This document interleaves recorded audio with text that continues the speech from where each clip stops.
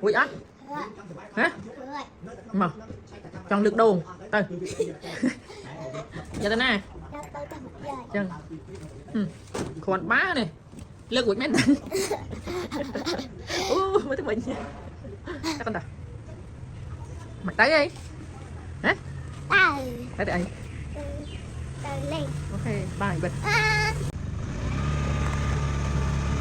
nát đồ chứ không nè cái tôi căng của này đã thức hả